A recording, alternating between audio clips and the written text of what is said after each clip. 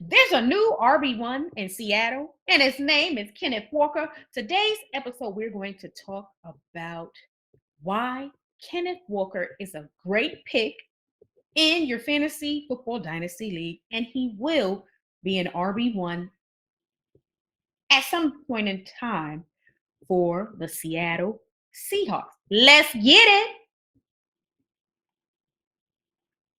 Welcome to the Blown Coverage Fantasy Football Podcast with Waiver Wire Queen.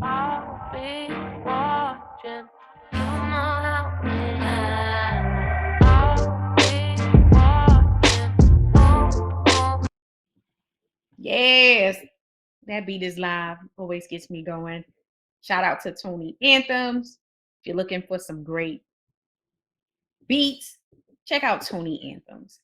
All right, y'all. So we're going to talk about why you should be confident when you draft Kenneth Walker in your fantasy football dynasty league. And he will be Seattle's RB1 sooner than later. Make sure you subscribe to the channel if you play fantasy football so you can stay ahead of your competition and continue to do your research to get ready for the upcoming season so you can win your league. That's what it's all about, ultimately winning your league. So Kenneth Walker. Prior to the NFL draft, if you ask me, Seattle Seahawks were going to draft Kenneth Walker. I was going to say hell to the no. But am I surprised that they drafted a running back? Hell to the no. Again, because let's be real. Let's be clear. Let's just really think about it. Seattle, they want to run the football. Pete Carroll loves running the football. And then you have Chris Carson and Rashard Penny. Let's talk about these two guys quickly, and then we'll talk about the future RB1, Kenneth Walker. So Chris Carson is a solid running back. However, he has been unable to sustain health. Health is wealth. Availability is one of the most important things in the NFL and most definitely in fantasy. Again, I always stress you can average 20 plus fantasy points, but if you're consistently on IR, you have no value for me. CMC, you have people who are bold enough to draft him in the top 3 of every draft. And then they pay for it at some point in the season because he's unable to play. Again, with Chris Carson, solid back, but the injuries are alarming. This past season, he missed the majority of the season with a neck injury, and he ultimately had to have neck surgery. Now, he is still on the Seattle roster, but I don't believe he's ready to go. I just don't. You have to be careful with a neck injury, okay? Although he had neck surgery, it's still a concern for me, and I think they're going to take the conservative approach with Carson. And then on the flip side, you have Rashard Penny. All the upside in the world. We watch Penny some games throughout his career. It's like, yes, he's the guy. Pick him up off of waivers. Then it's like, bad game or injuries. Well, early on in the 2021 season, injuries. It was injuries and inconsistencies. And then the last 6 or 7 games of the season, he played out his mind. He was tremendous. He most likely helped Carson owners. And if you were able to pick him up and you didn't, have Carson, he helped you make it to the playoffs or potentially win your league. He was that good down the stretch.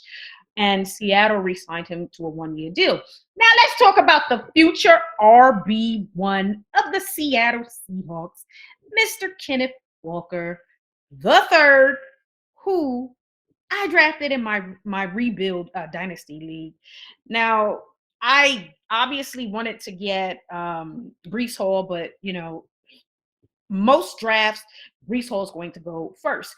The next running back off the board is a no-brainer. It should be Kenneth Walker, okay? The Seattle Seahawks drafted him in the 2nd round with the 41st pick, so he has the draft capital for you to be confident and draft him in the 1st round of your Dynasty League draft. all the confidence in the world. Let's get into some of the college stats, all right? 3 years in college, 2 with Wake Forest, 1 with Michigan State, where he lit it up during the 2021 season. He killed it. He's 5'9", he weighs 211. So he's not that tall, but he's stocky and he's fast. He ran a 4.38 40 time, which is fast as hell, especially for 5'9", 211. That was fast. Very, very fast. He's explosive. He's quick, powerful. He can handle a full workload. And I know a lot of people always say, well, he's not going to have a lot of value in a PPR league because he doesn't catch the ball. In college, pretty much didn't do it. Only 19 receptions, which obviously 3 years in college, you only have 19 receptions. It's like, ooh, that's not a lot to make us confident in today's fantasy world where PPR is it. We only do PPR in all of the leagues that I am in. And I don't even look at standard anymore. I look at standard like, oh, standard is the stepchild. PPR is it in fantasy. And so most people would be concerned. But when you think about it, in college, he really just didn't have the opportunities to showcase his abilities as a receiving back. So it doesn't necessarily mean he cannot be a receiving back. He just hasn't had the opportunity to do so. Again, 19 receptions is not a lot, okay? 2 years at Wake Forest, he only had 6 receptions. That's not good at all.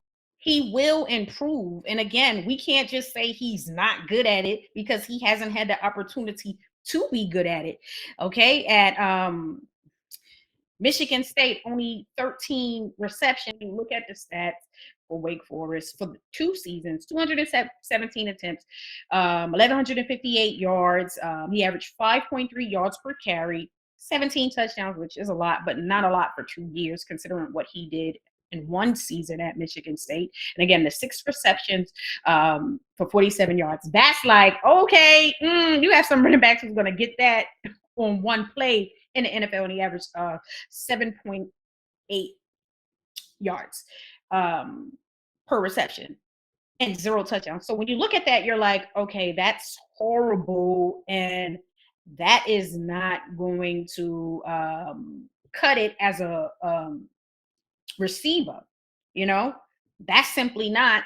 But then when you kind of look at what he did at Michigan State, 263 attempts, 1,636 rushing yards, he averaged 6.2 yards per carry, he had 18 touchdowns. And look at that, the 2 seasons with Wake Forest and 1 season with Michigan State, and then he had 13 receptions, which obviously was a huge improvement. You go from 6 in 2 seasons to 13 in 1. That's an improvement right there, guys. I don't know about you, but 6 in 2 years and 13 in 1, that's huge statistically. There's a big difference, okay? So when I look at that, I'm like, okay, that is great. That's a huge improvement. And now let's talk about what he did, the other stats in regards to receiving. Again, 13 receptions, 89 yards, not a lot, but again, in 6.8 yards per reception and 1 touchdown. Now, let's talk a little bit about what Chris Carson was able to do with Seattle. So early on, we all know that was the knock on Chris Carson as well, not involved as a running back who's able to catch the ball. He's not involved as a receiver. And that has improved over the season. So I'm pulling up the stats. And when you look early on, as a receiver, 2017, 8 targets, 7 receptions. Then you see it slightly going up. 24 targets, 20 receptions. Then you see it jump. And that's around the time where people were starting to say, okay, well, he's not going to have a lot of value because he can't even catch the ball. Then it went from 24 targets to 47 targets and 37 receptions. And then it went to 46 and 37. And obviously this past season, not a lot because he really didn't play much. 6 targets, 6 receptions. So he at least caught all his targets. So you were able to see the improvement. So I believe Kenneth Walker has the potential to be a better running back for Seattle than Carson, as long as he can remain healthy, and we want him to be healthy. And think about it. The improvements that Carson made with Seattle, I anticipate Walker making those improvements. But again, you have to have opportunity to show that you can or cannot do something. And I don't believe that the little small sample size of a total of 19 receptions in college over 3 seasons, not a lot of targets, doesn't really determine overall if he can become that dynamic back in the receiving game. He has the talent to be that guy, but he's going to have to put the work in. And again, Seattle's going to have to want to get him involved. Let's talk about his rushing stats. Woo! Okay. He did the damn thing. For his career in college, a total of 480 attempts, 2,794 yards. He averaged 5.8 yards per carry and 35 touchdowns, and that's 3 seasons. That's combined with Wake Forest and with Michigan. With Michigan State, and we all know he did most of his damage with Michigan State, because you figure, again, 18 touchdowns with Michigan State 1 season and 17 2 seasons with Wake Forest. Again, a lot of times. Sometimes these guys don't have the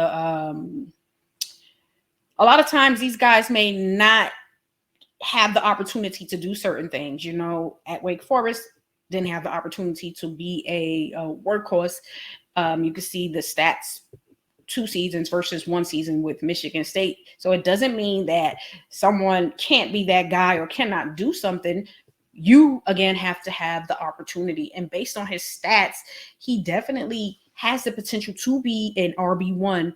If nothing else, you got to think that Seattle wants to run the football. They're going to have all 3 of these guys. Again, with Carson, we don't know.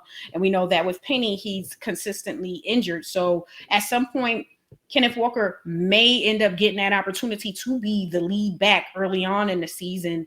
And he most likely is not going to give that job back to Penny or to Carson. And then also you have to keep in mind that after this season, Carson and Penny aren't under contract. And I don't believe DJ Dallas has done enough to show us that he's going to be in the mix to take the starting job. And they drafted him again in the 2nd round. So that tells you that they are invested in Kenneth Walker, Seattle's future RB1. Y'all leave some comments and let me know your thoughts of the possibility of Kenneth Walker being an RB1 for the Seattle Seahawks.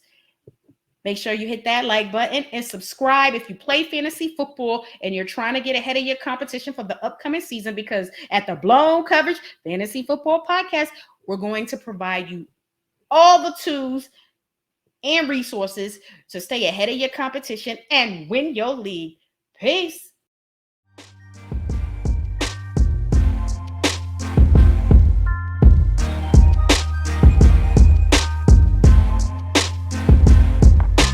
Thanks for listening to the Blown Coverage Fantasy Football Podcast. Be sure to subscribe to our YouTube channel at Blown Coverage Fantasy Football Podcast.